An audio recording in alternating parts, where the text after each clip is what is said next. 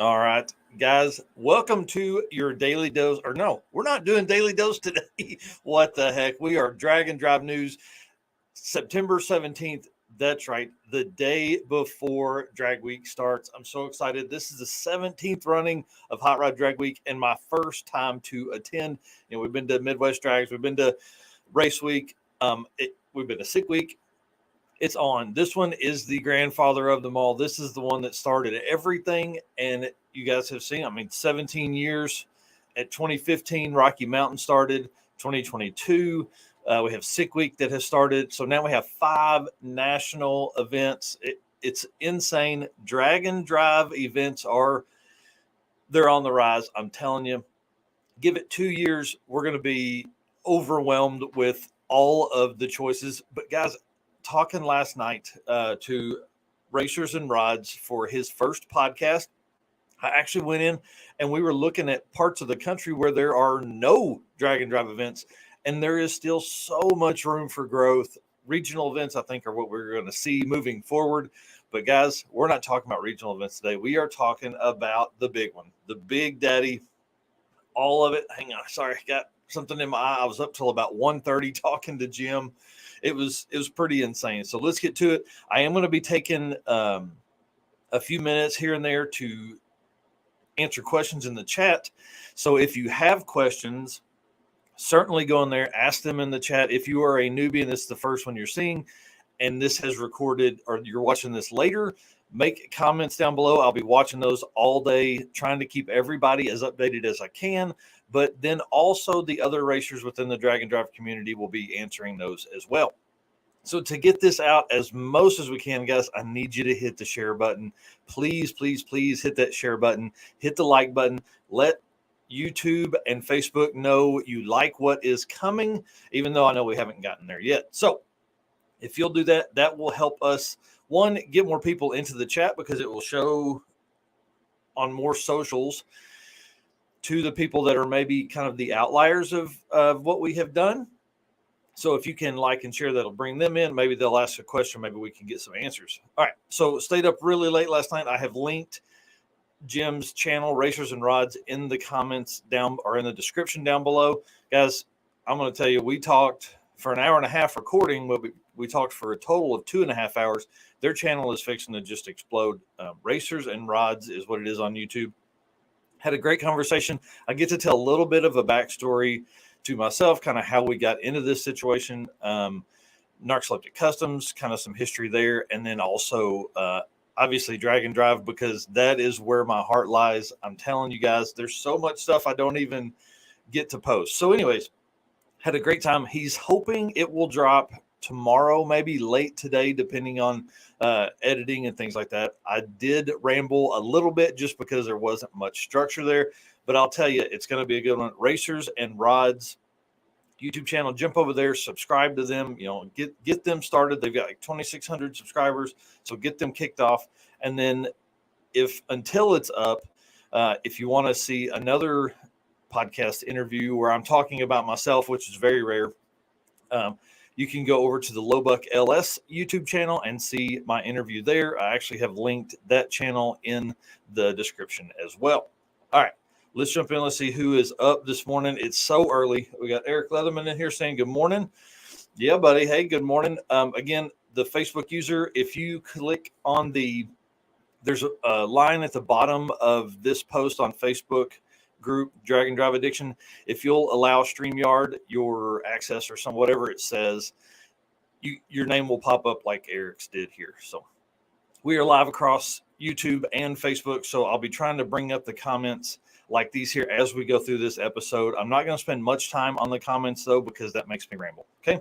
So we got about 30-minute time limit here, and then I have got to get started. I haven't packed one single bit of clothes, but I have packed every piece of electronics that I have that are related to my Drag and Drive addiction. All right, so let's kick off with Hot Rod Drag Week 2022 stats, historical data, fun stuff that is coming. Again, like I said earlier, 17th running of Drag Week.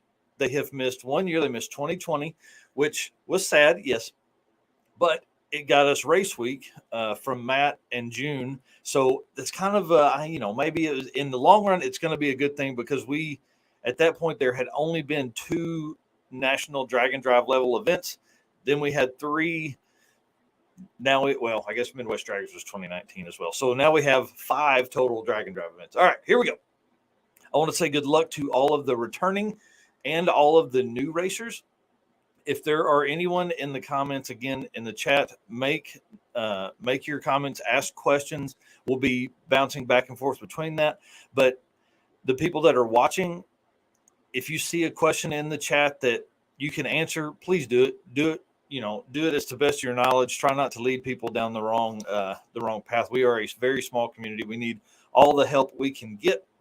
So again, if you are new and have never attended one of these events, definitely do ask questions in the chat, say hi, introduce yourself, all that kind of stuff. So new for Drag Week, we have typically in the past grabbed all of the data at the end of the week, and then I have updated the lists over the next few days, send them in for draganddrive.com.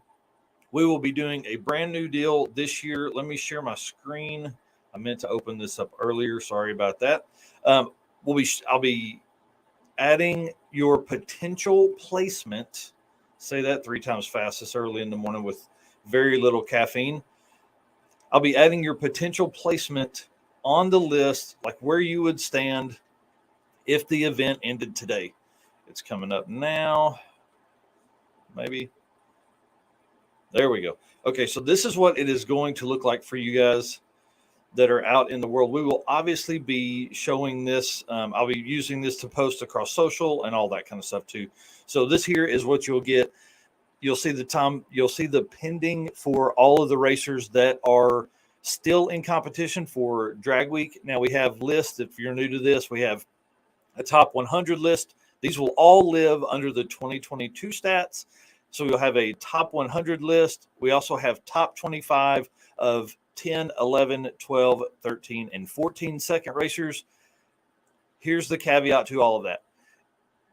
If you are running an 11-0 during the week, but at Midwest Drags, you finished with a 10-6, your 11-0 pass is not, your 11-0 average is not going to be on the 11-0 racer list. It's too early on the 11-0 racer list because you've ran faster before. Okay, so you either have to turn that car up and get on the 10-second list, or you just are going to have to wait till we produce the I survived a drag and drive list after Drag Week. So we'll have that list out. It'll have everybody that has competed in a drag and drive event for 2022. We'll have their name on the list and the place that they were in, even you guys that DNF. Okay, so that will give you an idea of what the lists will look like. Obviously, this is a top 100 list here. Hopefully, we're going to see a 5 from Tom Bailey. These are numbers that are just thrown out there at random that came to my brain. You can see how this list will break down. Obviously, these are pending. These guys have to finish the week, but this will give you an idea. So if you are, I would say, if you are if you're past 78 or 9 on the top 100, you're probably not going to make it on the top 100 list for the end of the year. So it's going to be very, very tight this year. Motor Trend, I feel like, stepped up and reached out to a lot of these guys and was like, hey, this is the year. If you're coming to do it, right now's the time. So we'll see what all that does. So let's jump back into updates here. Sorry, trying to figure all this out. There we go. I hate when I don't do these recorded, but I have literally not had time. We, as a family, now have one night a week that we are not doing something kid related. So that is the pending deal. You guys, I think you're going to love it. What we are working towards, and this is more backstory than you probably need, we're working towards real-time updates. To do that, I've got to get in really well with the data inputters of these drag and drive events, which I'm working on as well. So what we would love for draganddrive.com to be able to do in the long run is to be able to provide real-time updates. As times are turned in, you could see what that list would look like it'll automatically update, and then it would automatically update to your racer profile. So there's a lot of big things coming. So guys, just hang tight. We just, need more time, need to make more time for you guys. If you have not seen it, Jason Tavscott has been absolutely thrashing the last 2 days. He went down, got a hotel room to get his car to pick up rod bearings, I think, or wrist pin bearings. Insane. Literally, this is going to be one of the greatest thrash stories I think ever. He's driven probably an extra 300 or 400 miles just to get parts to put this motor and everything back together. So I'm excited to see Jason Tabscott. Hopefully this year he can run a better time and everything will come together. You know what I mean? He posted last night, like 2:30 in the morning, that him and Jesse Harris and all those guys had finished working on the car, and they were going to bed for a little bit, and then they were getting ready to do all this stuff, getting ready to load up and then head that way. All right, where are we at here? Okay, sorry, had to stop sharing that. Let's jump in here. Yep, we got lots of folks here. Yeah, we are on an adventure as well. That's awesome. I can't wait to hear that. On the way, man, I'm literally jonesing to leave. I'm hoping to get out of town about 2 or 3 o'clock. Racers and Rods here says, thanks for the long discussion, Mike. Lots of good race friend time. Yep. And video should drop today, so that's great. That'll give you something to watch for an hour and a half on your way into drag week. And then Carl Steamy, our buddy. Yep. America, friend. All right, let's jump back in here. Back into notes. We talked about Jason Tabscott. And then if you haven't done it yet, the Hot Rod Drag Week 2022 Discord is up and active. Now, I didn't set this up or anything like that, but I have been enjoying being on there. I'm posting the link in the chat so you can jump over there and join. There's apparently a spot in Discord where you can just go live, and it's like a open mic call, like everybody can just be on at one time. So I'm going to do a little bit of that as I drive in and get comfortable with that. And then we're going to, as we go throughout the week, I think this Discord channel will be really good to follow, so you can keep up with everything that is coming. Racer and Needs, this will be a good spot for that, as well as the Sick the Mag text message thing, which we're going to talk about in just a second.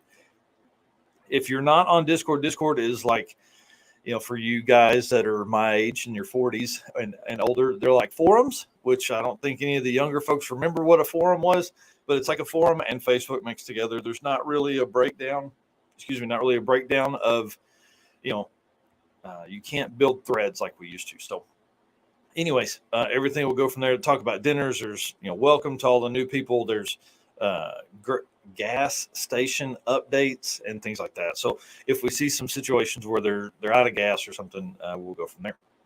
Sick the Mag is testing out a new text service for Drag Week. So to be added to the text alert update list, you need to text Drag Week 2022, and this phone number is down below, so you don't have to remember right now.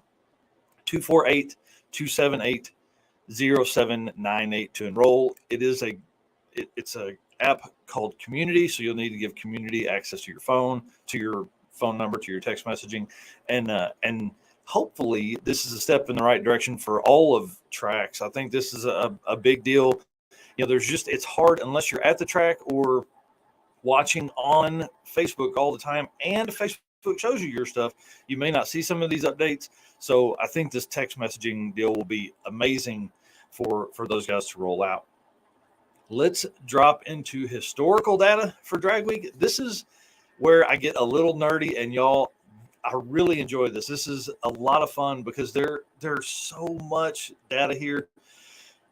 I want to thank the Gebhardt family for trusting in us to keep Billy's record keeping alive since he passed. I hope we're making you guys proud. And just his level of detail is amazing to me. I can't explain it enough. I live in Excel at work all day and have done a lot of stuff with Rocky Mountain data and with Midwest Drags data. And then we have ended up with Billy's data, and I realize how much work I still have to do. It is absolutely amazing, just the dedication he put into this. I don't think people may understand. A lot of longtime drag week participants understand because they've seen Billy's stuff. I'm going back through some of the posts on Yellow Bullet where he would post all this stuff to read and see what he would do, because I certainly want to keep his ability of what he did with all of this alive. I want everybody to be proud of what he did. I want them to be proud of what we're doing with his data. So there is a lot of stuff coming. Okay. Here are a few stats. Let's run into for 2022. There have been more than 3,500 total racers for drag week over the years. Now, again, 17 years. So you figure that's an average of 200 racers per year. Here is the coolest stat, though. There are more than 1,630 unique racers. Okay. 1,630 people have attended this. Now, I didn't get how many people have done just one event, but I can tell you here in 2 seconds. Let's go to the master list. Returning racers is a big, crazy animal to me. I love that people come back. There are 909 racers that have only attended drag week, have only raced in drag week one time. Now, what I have been finding is there are a lot of co-pilots that will co-pilot one year, come back and race the next, and they're like, hey, I'm more of a co-pilot kind of guy, or girl. So then they go back to doing that, which is fine. But 909 unique, they've only done this one time. And that kind of amazes me with the camaraderie that is in this whole drag and drive community. It seems interesting to me that somebody would only compete one time. I find that very, very strange. Because I competed one time, 2020 of race week, and it changed my life. I mean, literally, drag and drive will change your life. If you don't know that, you do now. And if this is your first Hot Rod Drag Week, I hope you are ready. Be friendly, talk to people, smile, help folks. Thumbs up, thumbs down, all down the road. Stop if you want to. Heck, who cares? If you see a car you like and it is on the side of the road and they're just in the shade, just stop. You've got time during this week. Take the time to enjoy it. That's my biggest piece of advice is, we have time. Just have fun. Okay. Racers with the most entries. Obviously, we talked about Clark the other day. 15 entries for him. Let's see if I can do this. I don't know if I'm going to have to read through this stuff and then flip through his cars. I don't think I can do both at the same time. So, racers with the most entries is Clark Rosenstengel, obviously 15 entries. He's attended every Hot Rod Drag Week since 2006. He's raced 3 different cars. All of them have been fast. He started in his yellow 95 Camaro, running 5 events. His best average in that car was a 10.4. Seemed to have run Pro Street in that car a whole lot. And he either painted that car or built another 95 Camaro. I'll ask when I get there tomorrow because he's coming. It was black with blue, it had blue underpinnings, like it was tearing out of the car. Super cool looking. It was black and blue. He brought it for 3 years, and the best average in that car was a 9084. He didn't run Pro Street in that car. That car looks completely different. So if it's the same 95, he rebuilt that car in a year. It went from like a Pro Street look to, full on drag car. So I'll ask him when we get there if that was the same 95, or if somebody's in the comments that knows some history with Clark's entries here, tell us if that was the same 95 Camaro. He's most recently known for the 2010 Camaro that he also races half mile and mile events with. I think it's an SMX powered car, twin turbo. It's absolutely nasty. That car's finished the best of 7.9.824 at Drag Week. So we've gone from, 10.4 in a 95 Camaro to 9.0 in a 95 Camaro to 7.9 in a 2010 Camaro. And then 1 year, and I'm going to get this story, 1 year he built a Fox body Mustang for the 2019 event as an 88 Fox body, and it went 7.987. I think it's the only time that car has ever been out except for Midwest Drags. I don't think he took it to anything else then. And I understand he still owns the car. So maybe we can see that car come back out at some point. But if you're really comfortable with your 2010 Camaro, why would you race the Mustang? That whole deal. So I'll jump in and share the pictures that I grabbed. The struggle I have, and I really need somebody to help maybe in the future, is to figure out how I can get. Uh, I need more research. I need help with some of that. I know have been some people reach out, and I'll be leaning on you a little bit because things like going and finding the pictures help a bunch. Now this is Jason Tabscott's engine setup. This is Clark's 95 Camaro. You can see just the Pro Street, heavy angle there with the big tire. And then this is the other 95 Camaro. Yeah, I don't know. I can't tell. You guys tell me. They look like they're the same wheels to me. I don't know. So we'll find out if he did rebuild the car. It's an all new back half and everything like that. And that may be the reason for the class change too. I don't know. This is his 2010 Camaro twin turbo car. This car has been on. He has raced it on 9 events. And then this is the Fox Body Mustang that he brought for the single year and ran the 7.987. All right, let's jump back over here. Where are we at?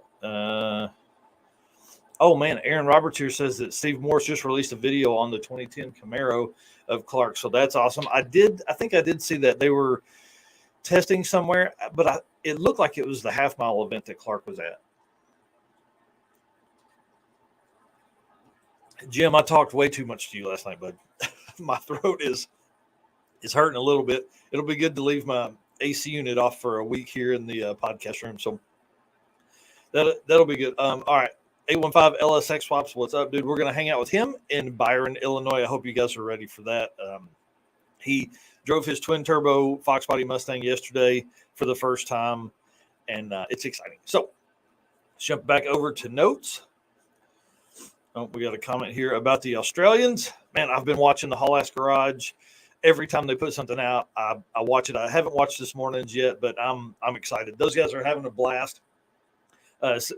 Mad Cow Mark says, good luck to Australian team Haul Ass Garage and their Chevelle called Stevo. Stevo, I think I can't wait to hang out with those dudes. Their accent is awesome. It's been 5 years since they ran the car last. Yeah, it's exciting. It's going to be cool to see that and to see they did a whole bunch of upgrades not a whole bunch of upgrades, but a whole bunch of changes to it this while they've been here. And it's going to be a good time. I'm ready to see that car move out. They've been working with David Newbern on Blasphemy, obviously. And then Racers and Rod said, sorry, not sorry, about me talking to him too much. We literally had a 2.5-hour conversation last night. So next bit of data here. How about this? More than 30 racers have competed in 10 or more Hot Rod Drag Weeks. That's pretty amazing. I was talking about research earlier. Apparently, Steve Eden is not on Facebook. And when you type in Steve Eden 1970 Nova Hot Rod Drag Week, you get one picture from a forum in like 2013. I mean, that's it. So our plan is to take several pictures of that car because I want to do a full write-up on it.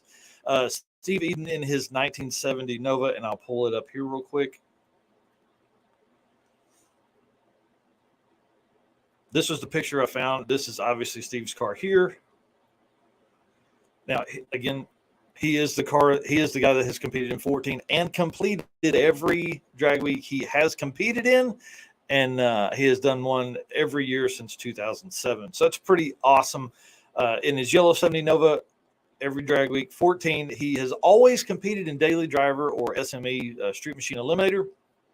His best finish so far is a 10.902 in 2019. Steve has competed every year since my notes are all over the place here. Sorry, I was writing these this morning after I got up at 6 a.m. He has 2 finishes in the 13s, 4 finishes in the 12s, 7 finishes in the 11s, and 2019 in the 10s. So hopefully we can see him keep knocking that number down. I feel like this is a great story of a car that somebody will go home. I think his first year he ran a 12. He goes home, he does some upgrades, he comes back, car runs faster. He goes home, he does some upgrades, car runs faster, things like that. So it'll be fun to follow that car along during the week and catch up with him throughout the week. We'll catch up with him all the time. Obviously, we'll take some pictures of Steve's car. Again, we talked about research earlier. Google and Facebook were very difficult to find pictures of this car. I know 1320 video is typically my go-to for finding pictures, and I certainly appreciate those guys and their dedication to pictures posting on all of the on the socials. So the most DNFs is John Hoover. We talked about him the other day. He has 7 DNFs out of 10. So he's finished 3. John, get the car ready. Come back. We need to make that 4 of 11. Okay. Second to him is the Schroeder Ends team with 6 DNFs throughout the years. I think they have competed in 11 events. It says here, many racers come back for the torture and punishment year after year. Here are the numbers for racers that have competed at least 10 times. Again, Clark is the only one to compete 15, and this year we'll make 16. Rick Callahan and Steve Eden have both competed 14 times. Tom Hogshead, Vince Rash, Ross Dudley have raced 13 times. 5 racers have attended 12 times. 7 racers have attended 11 times, and 12 racers have attended 10 times. I've got all of these racers on a list, and I am working my way through them this week. So that's at least 30 conversations that we're going to have with people this week to talk about why they keep coming back, why drag week. Obviously, I haven't done the research to see if these guys also compete in other events, but why drag week? Why do you keep coming back? 10 times is that's a lot of years to spend that kind of money to come to an event. We want to know why. I mean, I know why, and you probably know why because you're here watching this. They do it because, drag drive community is the best. Street race class, we're going to be following this class, all of the street race classes as well. It is limited to an 850, and in all of the years, there are 1,400 plus passes in street race small block power adder alone.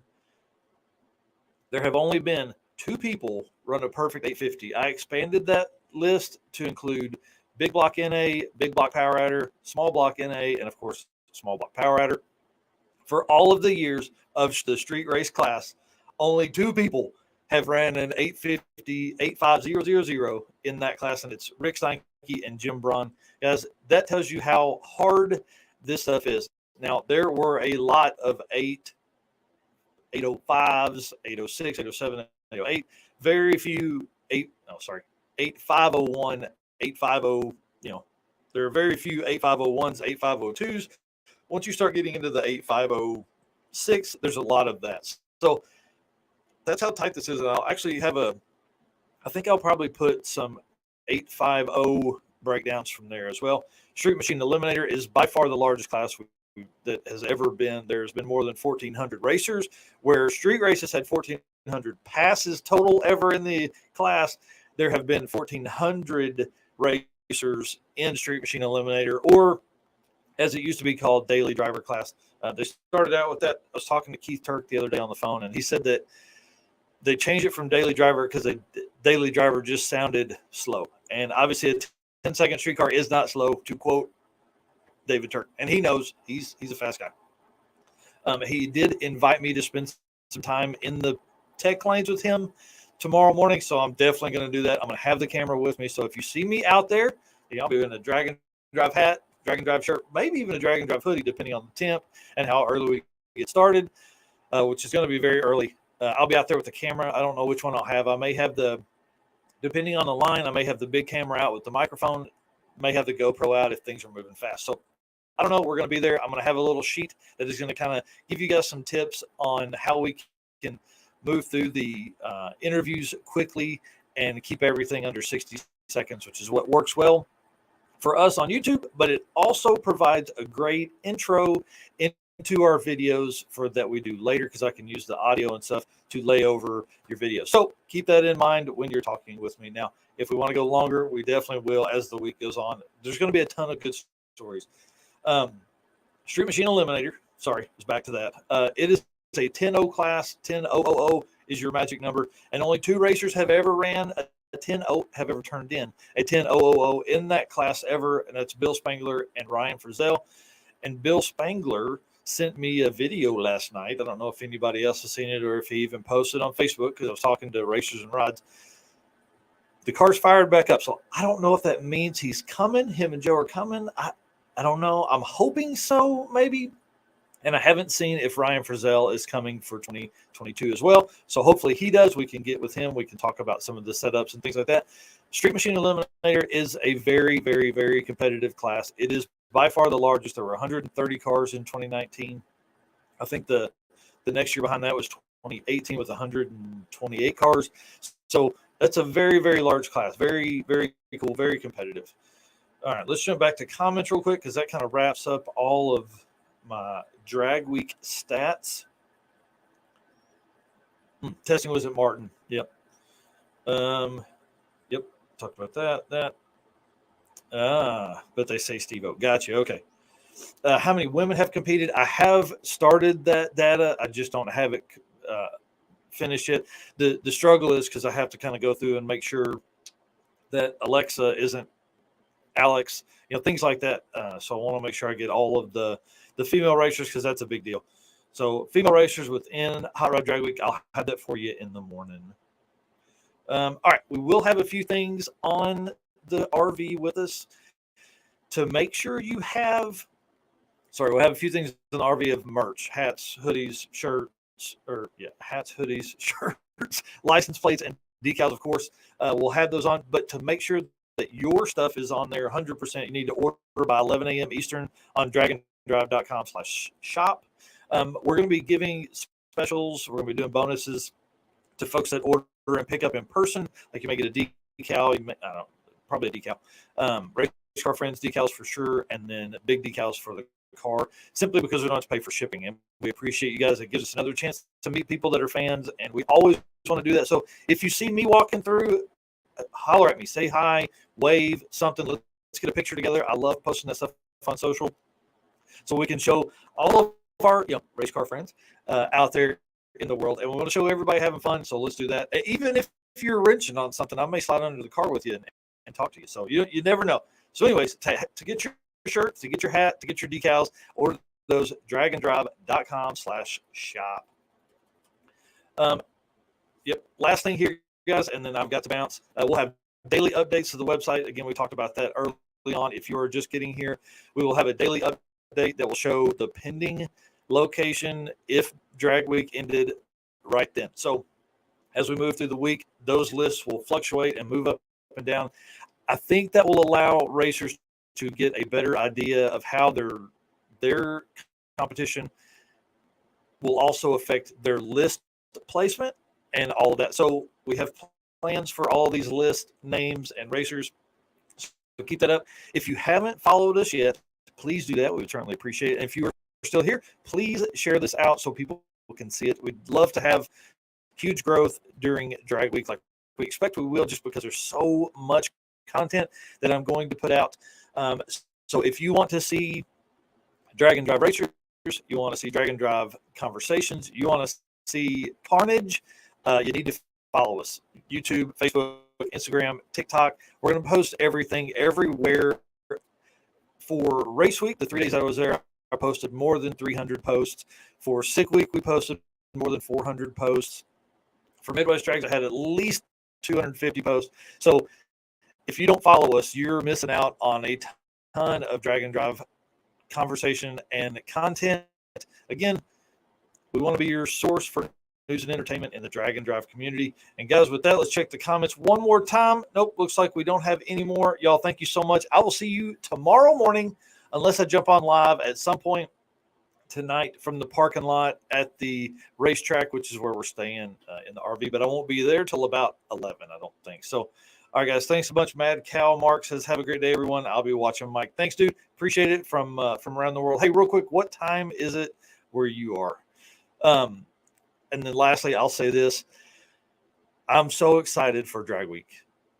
This, one, I've never been, but two, I'm telling you, the level of cars they have this year is insane. Insane. There has never been a gathering of cars this fast ever for drag week. So I always say, what does it take for Lutz to come back? I think if someone can knock off his 619 all-time average as the number one, as the fastest, quickest hot rod drag week finisher ever. If somebody can knock that down, I think we may see him come back. I just don't know. I think that's probably the only way to do it, just as he is competitive.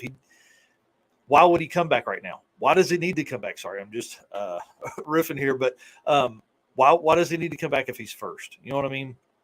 And if someone can tell us maybe in the comments, because I'm going to shut this down before you guys have the opportunity to comment, but is 6 Seconds 2.0 the same car as Mad Max? I feel like I saw that somewhere. Like after the 2016 event, Lutz decided he was going to do something different.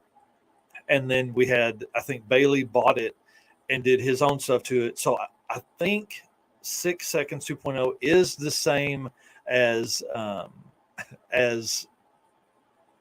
Mad Max, but I'm not sure. So if somebody could school me on that, I would appreciate that. Mad Cow Mark says it's 11:35 p.m. in Australia. Whew. Good luck, bud. Hey, thanks again, guys. I'll see you as soon as I see you on live. And then obviously we're going to be posting to Instagram and TikTok, Facebook, everywhere today and tomorrow and every day throughout the week. So we'll see you next time. Thank you. Bye.